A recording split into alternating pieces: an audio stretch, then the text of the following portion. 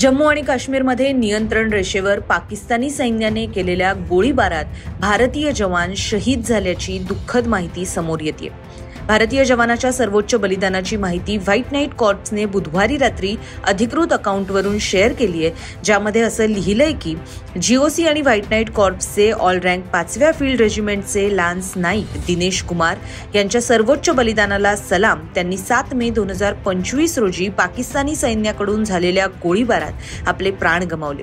मात्र केवळ दिनेश कुमार यांच्या बलिदानावरच हे तांडव थांबलं नाही, तर 1971 नंतरच्या सर्वात भीषण अशा क्रॉस बॉर्डर फायरिंगमुळे काश्मीरमधील पूंछ परिसरात प्रचंड तणावाची परिस्थिती निर्माण झाली आहे। 6 मे 2025च्या रात्री पाकिस्तानी सैन्याकडून पूंछ, तंगधार आणि इतर सीमावर्ती नागरी भागात गोळीबार सुरू झाला, जो 7 मे पर्यंत सुरू होता।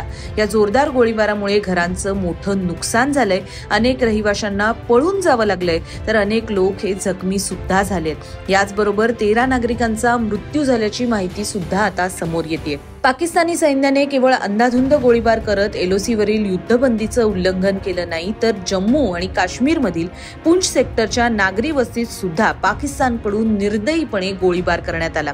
1-2 गोळ्यांच्या फैऱ्या झाडून सुरू झालेला हा संघर्ष काहीच तासात प्रचंड मोठ्या हल्ल्यात रूपांतरित झाला, ज्यात आतापर्यंत 13 नागरिकांचा दुर्दैवी अंत झाल्याचं कळते। याशिवाय 40 जण हे गंभीररित्या जखमी झालेत, ज्यात लहान मुलं, महिला व रोजंदारीवर काम करणाऱ्या अनेक पुरुषांचा सुद्धा समावेश आहे। पाकिस्तानी सैन्याकडून 1971 नंतर पहिल्यांदाच जम्मू आणि काश्मीरमधील नागरी वस्तीत, सरकारी कार्यालय, सार्वजनिक ठिकाणी अशा प्रकारचा गोळीबार करण्यात आलाय। ऑपरेशन सिंदूर नंतर ही परिस्थिती आणखीनच चिघळण्याची शक्यता आहे। जम्मू काश्मीरच्या पूंछ भागातील परबंदा कम्युनिटीच्या गुरुद्वाराचे प्रमुख नरेंद्र सिंग यांनी सांगितल्याप्रमाणे या हल्ल्यांमध्ये शीख समुदायाला प्रचंड टार्गेट करण्यात आले। यामध्ये स्थानिक गुरुद्वाराचे 5 सदस्य मृत्युमुखी पडलेत, तर गुरुद्वाराच्या वास्तूचं सुद्धा प्रचंड नुकसान झाल्याचं कळतंय। ऑपरेशन सिंदूरच्या माध्यमातून लष्करी कारवाई झाल्यावर पाकिस्ताननं बुधवारी सुद्धा युद्धबंदीचं उल्लंघन केलं होतं, नागरी भागात गोळीबार केला आणि नागरिकांमध्ये भीती निर्माण करण्याचा प्रयत्न केला। संरक्षण सूत्रांनुसार 6 आणि 7 मेच्या रात्री पाकिस्ताननं नियंत्रण रेषेवरील आणि आंतरराष्ट्रीय सीमेवरील चौक्यांवरून तोफ गोळ्यांचा जोरदार मारा केल्याचं कळते। या कारवाईनंतर पूंछ आणि राजौरी सेक्टरमध्ये सतत गोळीबार सुरू असल्याचं वृत्त आता हळूहळू समोर येते। दरम्यान हा सगळा गोंधळ असूनही पहलगाममधील अलीकडच्या दहशतवादी हल्ल्याला प्रत्युत्तर म्हणून पाकिस्तान आणि पाकव्याप्त जम्मू आणि काश्मीरमधील दहशतवादी तळांना लक्ष्य करणाऱ्या भारतीय सैन्याच्या ऑपरेशन सिंदूरला स्थानिकांनी जोरदार प्रतिसाद दिलाय।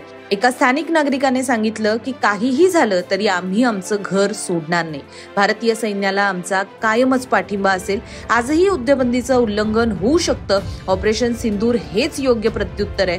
आम्ही इथून महिला आणि आमच्या मुलांना पाठवून दिलंय, मात्र सगळे पुरुष इथेच थांबणार आहेत। संरक्षण सूत्रांनी दिलेल्या माहितीनुसार काल रात्रीपासून पाकिस्तानी सैन्याने केलेल्या गोळीबारात जम्मू काश्मीरमधील एकूण 15 नागरिकांचा मृत्यू झाल्याचं कळतंय, तर अन्य 43 जण हे गंभीररित्या जखमी झालेत। ऑपरेशन सिंदूर नंतर पाककडून होणाऱ्या या कुरघोड्या कशा प्रकारे थांबवल्या जातील, भारत सरकार या विरुद्ध नेमकं काय पाऊल उचलणार, याचे सर्व तपशील व अपडेट्स वेळोवेळी आम्ही आपल्यापर्यंत पोहोचवत राहू। ते पाहण्यासाठी लोकसत्ता.com या साईटला आणि लोकसत्ताच्या YouTube चॅनलला सबस्क्राईब करायला विसरू नका। पाहत रहा लोकसत्ता लाईव्ह।